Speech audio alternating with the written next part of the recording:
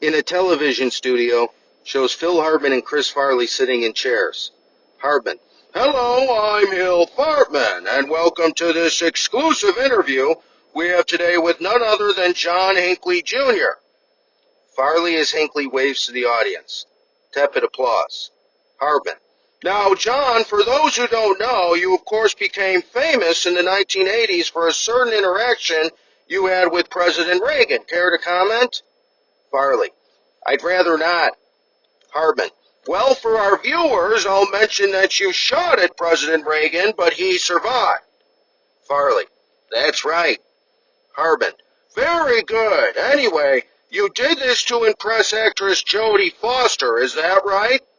Farley: That's correct. Hartman: And how did that work out for you? Farley: She never reached out to me, but I recently apologized. Hartman: Apologized? Farley: That's right. I apologized to Jodie Foster for trying to shoot the president. Hartman: Did she apologize to you for being a lesbian? Farley: What? Hartman: Never mind. Now, the reason we are having you on our program is because there's been a John Hinckley Jr. wannabe, Thomas Matthew Crooks, who, like you, unsuccessfully tried to shoot, in this case, a former president. Farley: That's right.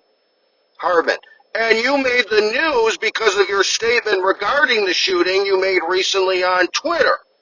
Farley: X. Hartman: Excuse me? Farley: Twitter is called X now. Hartman: Very well, you made a statement on X about the recent assassination attempt on Donald Trump. Farley: That's right. Hartman: And what did you say? Farley: I said violence is not the way to go. Give peace a chance. Hartman: Some people online are saying that you're not exactly the go-to guy for advice on restoring political order.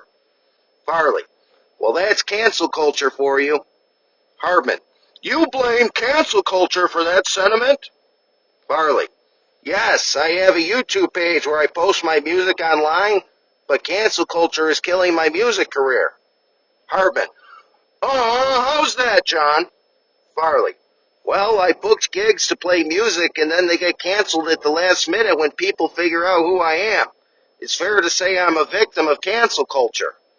Hartman: So while cancel culture goes after most people for saying politically incorrect things, you're saying that they're going after you for shooting at the president.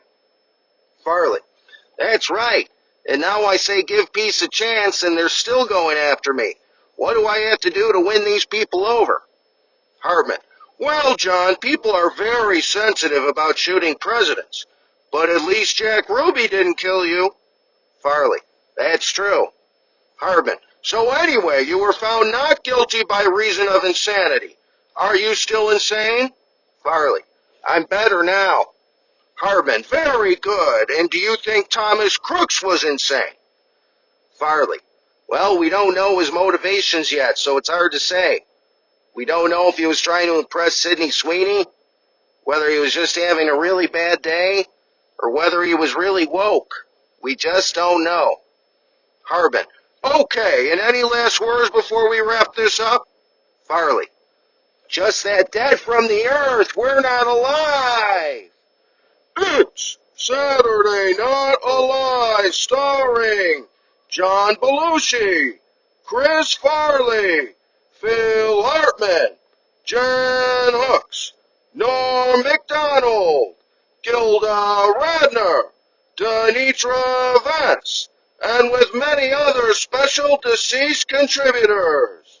Musical guest, Shifty Shellshock, and your host, Shannen Doherty. Everybody, Shannen Doherty. Applause, applause, applause. Shows Doherty on stage who says, Thank you, thank you. I was an actress who played roles in both television and film, including Jenny Wilder in Little House on the Prairie, Maggie Moline in Girls Just Want to Have Fun, Chris Weatherspoon in Our House, Heather Duke in Heathers, Brenda Walsh in Beverly Hills 90210, Prue Halliwell in Charmed, and Dobbs and Fortress. Applause, applause, applause. Doherty. And in its 19th season, I hosted Saturday Night Live. Since I had just gotten married at the time, in the monologue we showed humorous fake clips from my wedding reception where chaos ensued, which played into my bad girl persona.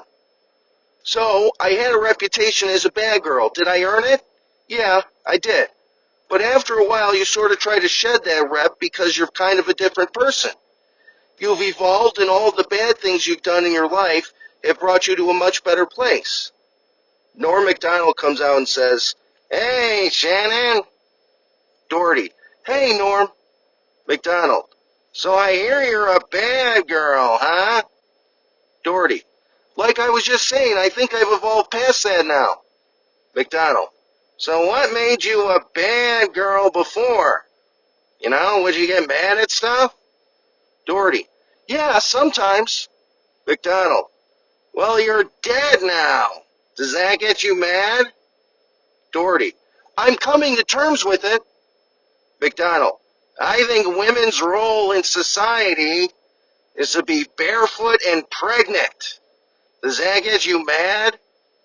Doherty. "I see what you're doing. You're trying to get me mad so I devolve into a bad girl. It's not going to happen." Macdonald. "Oh, yeah? Well, I think Dylan made the right choice dumping Brenda for Kelly." Doherty. "You bastard!" Doherty smacks Macdonald down to the ground and starts kicking him. Luke Perry comes out. Applause, applause, applause. Perry. "Hey, Shannen, don't let Norm get under your skin."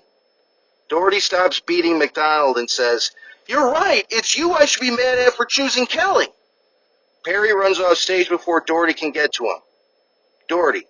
"Well, I still have Infinity to work on myself, I guess, but we have a great show tonight. Shifty Shellshock is here, so stick around. We'll be right back."